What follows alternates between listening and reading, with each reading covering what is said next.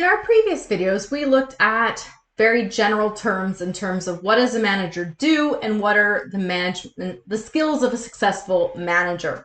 This week, our videos are going to look at how you make decisions as a manager. So we're going to look at the decision-making process and reflect on how you make decisions. And then the subsequent videos, the rest of the semester, we're going to look at the specific decisions that managers make. So let's dive in. Decision-making is the essence of management. That's why in this course, we are looking at how you make decisions and what decisions managers make. So we're talking about choices, deciding between alternatives.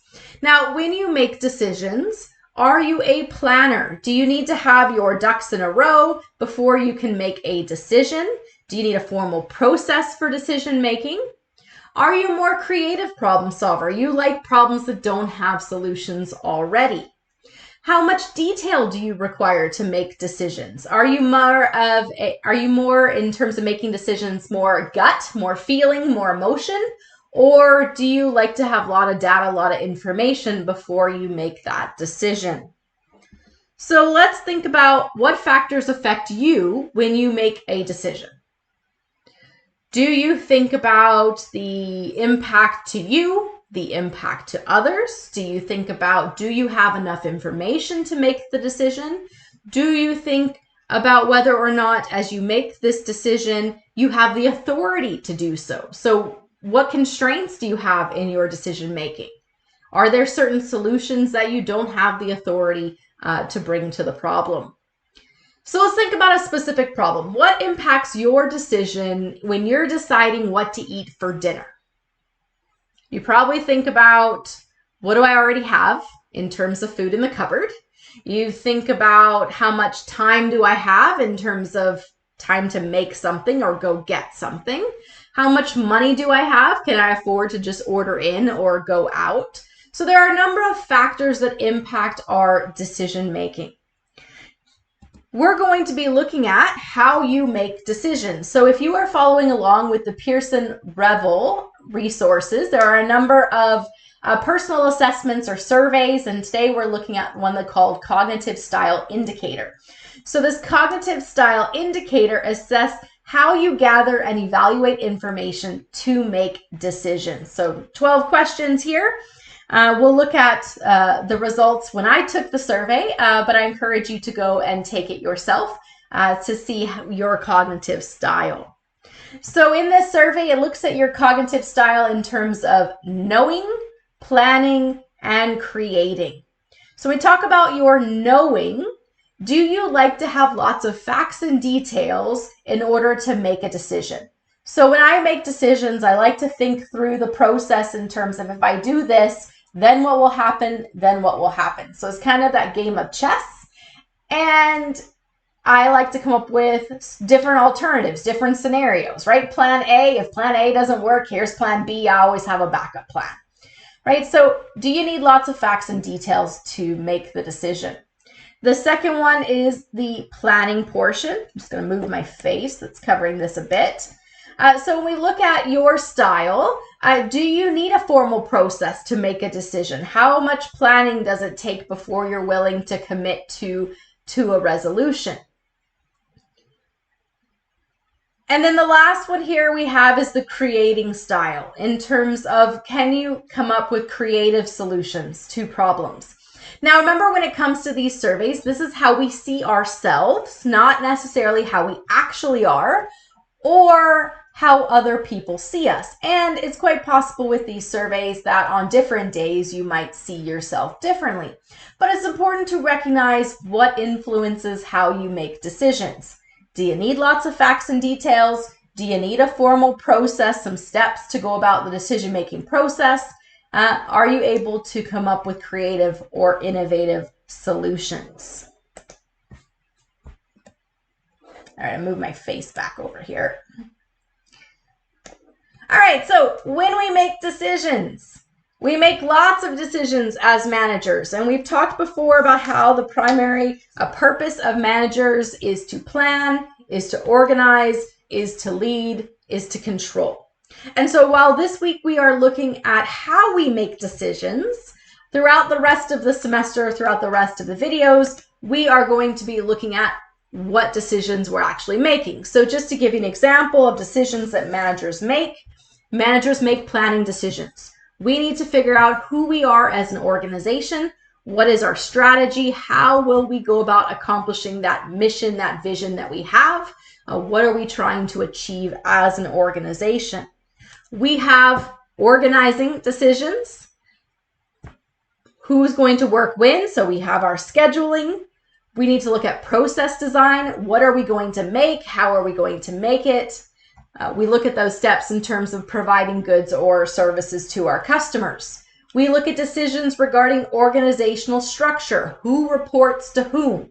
We talked a little bit about chain of command in our previous videos. We're going to look next week more at the decisions regarding organizational structure. We have decisions when it comes to leading. How will you motivate your employees? How will you get them to produce more goods or services? How will you deal with conflict between your staff? So we'll be looking at those decisions this semester as well. We will be looking at decisions related to control. So this is to verify that we were able to accomplish what we set out to accomplish. So we will look at that customer relationship management in terms of what do the customers expect, and then making decisions in terms of improving quality, efficiency, in terms of improving how effective and timely we are. So how well are we meeting the expectations that have been set for us? So we'll have decisions related to control. So we'll look at all of those throughout these later videos and semester. Today, we're going to focus on the decision-making process. The traditional decision-making process identifies a problem, identifies decision criteria. So as we're looking for a best solution, what are the factors that make a solution better than others? And we weight those decision criteria. So what is most important? What is less important? We develop a list of alternatives. What are possible solutions to our problem? And then we analyze those alternatives or potential solutions as to how well they meet that decision criteria. We select an alternative, we implement it, and then there's that control piece where we evaluate how effective that decision was. So if we are following that process, we can create what is called a factor rating analysis table. So the factor rating analysis process is a way for us to work through this traditional decision-making process and put it all out on a table here. So, for example, suppose that you are choosing a franchise location for Starbucks. I'm just going to move out on the screen here so I can write on it. We need to consider what is the decision criteria? What is important in a Starbucks location for us? So one thing we might look at, see if I can get this to right here, is we might look at the foot traffic. So how many people walk by, drive by where we are looking at putting our Starbucks location. We might consider the size of the space. So we might be building, we might be using an existing location. Does it have what we need in terms of sitting area for our customers, friendly and inviting space, and also enough room in terms of our producing all of our different beverages. We also might look at ease of access. How is it easy to get in and out? So our customers walking in, is it easy for them to park and then get into our store? Is there a drive-through that they can get to? Is it easy for them to get to wherever we're located if we're not a off-ramp off the road? So how easy is it to access the space? All right, so we have our decision criteria, and then we need weights. These weights must collectively equal 1. So we can look at, for example, of the foot traffic. How important is it that it be in a place where lots of people drive or walk by? Well, if we want lots of customers, it's probably important for us to be in a highly visible area. So let's put that as a 0.6. We could look at the size of the space. Is there room for our customers? Well, maybe that's not as important in terms of having lots of square footage. Really, what's more important is ease of access. We know Starbucks right now is looking at closing locations that don't have drive-throughs, for example. Okay, so let's put size of space. We'll put it lower. And then we have ease of access. So it needs to be a place that people can easily either park and walk inside, or can pull off whatever road they're on and quickly get into our drive-through. So let's weight that one as a 0.3. So you can see here our weights total 100%. Then what we do is we then look at a list of alternatives. So I've already put together a list of alternatives here, but we could brainstorm possible locations for our Starbucks. So maybe we're going to put it in downtown Red Deer. Maybe we're going to put it inside of Bower Mall. Maybe we're going to put it on campus in our new rec center in Gary Harris. So what we would do is we would, on a scale from 0 to 100, determine how good the foot traffic is. So 100 being the best, 0 being the worst. So if we look at downtown, there are a number of people who come through downtown, but maybe it's not the most trafficked areas, not a lot of walking traffic currently in downtown Red Deer. So let's say we put it at a 40 on our scale. Okay. Well, how about Bower Mall? How many people walk through the mall each day? Is there lots of foot traffic? Maybe we think, well, that's probably higher than the number of people that are going through downtown. So maybe we rate that as a 60. And then we have on campus, while we have a number of students who are in the building moving around, we don't have the general public there. So maybe that factors into our decision about the amount of foot traffic. And so then on a scale, let's say we rate it as 30. All right, now we're looking at the size of the space. Where can we have a building that is adequate enough for the customers? And so as we look at restrictions on size of space, downtown, if we could find an empty lot to put it in, we'd have more space. If we're constrained, of course, to current businesses and putting it into current buildings, then that is not going to allow us to have as much space. So let's say we put that as a 30. Okay. In terms of size of space in Bower Mall, right now there's a number of open areas as they renovate Bower Mall. So maybe you would have quite a pick in terms of how big of a location or suite you had within the mall. So let's put that at 50. If we were looking at a location that was a brand new development, so you're looking at maybe Timberland, Clearview Market, where there's a bunch of open space, then the size of space you could put, at 80 or higher, because you really have the choice to build exactly what you want.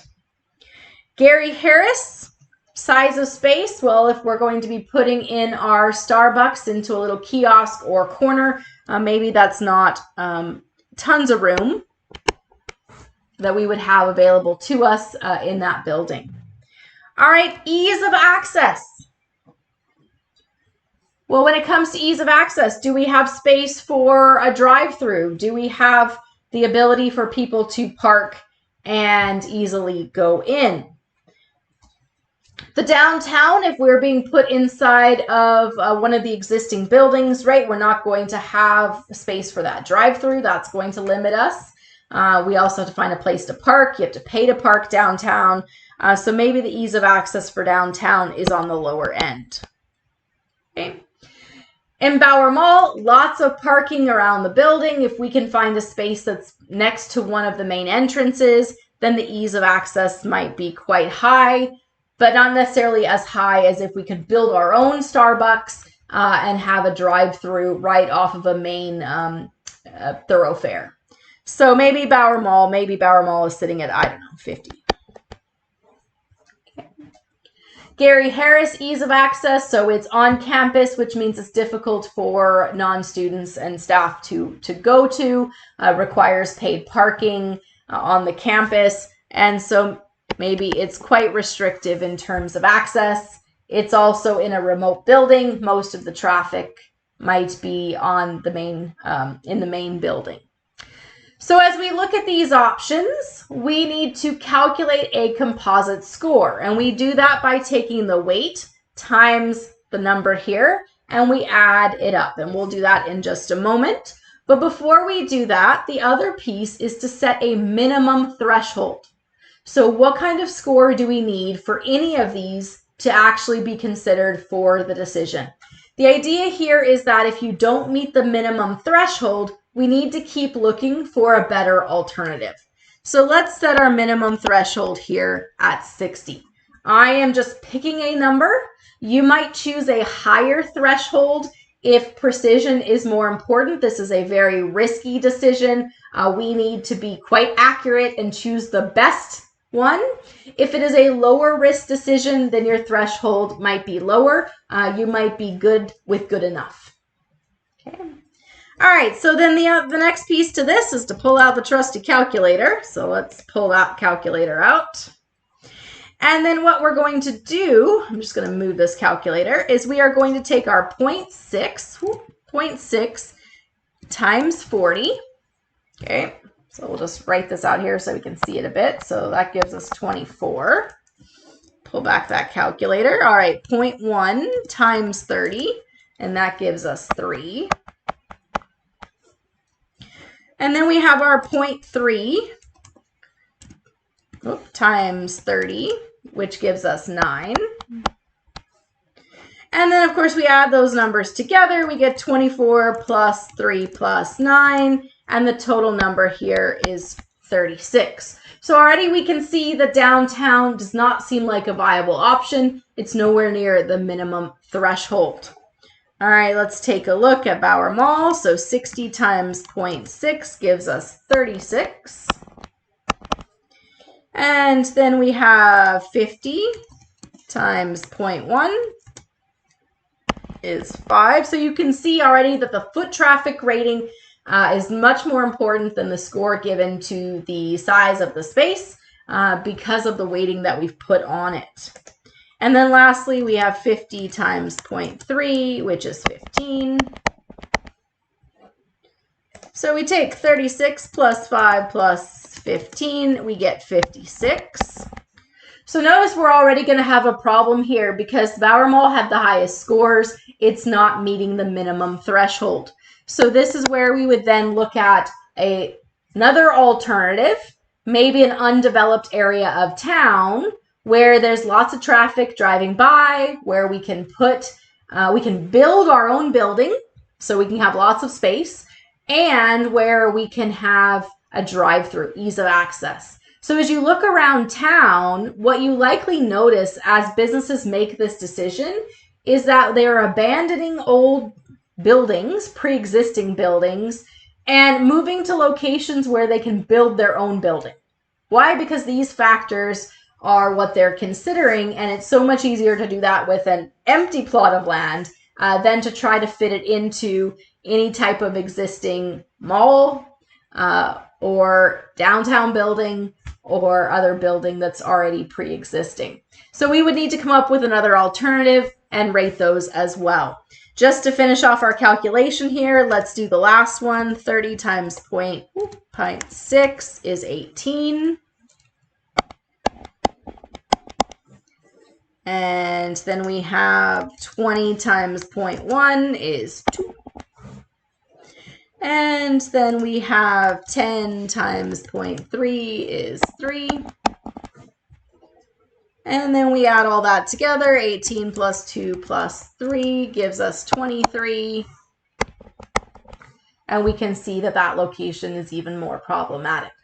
So what we've done is we have gone through this traditional decision-making process and laid out then the decision criteria, the weights, the alternatives, and made a more objective decision in terms of which location to consider. All right, so try one on your own. We talked at the beginning about what you might choose for dinner. So what are the factors that you would consider when you are deciding about dinner? What are the alternatives for dinner? Okay. And then calculate a composite score for each and make a decision. What is your minimum threshold? So we'll pause here a moment while you do that, and then let's talk about it. So what you may have in terms of your factors, what you're considering for dinner, we talked about before, which is the amount of money, the amount of time, our preference, what we like. That's all going to influence this. How important are those components? So what is the weight? Remember, they must equal 1. And then we need some alternatives. So you could look at that I want Thai food, Vietnamese food, Mexican food. I want chicken, steak, seafood. I want to make dinner, order, skip the dishes, go out. So you could look at different alternatives in whichever approach you wanted to take as you narrow down this decision.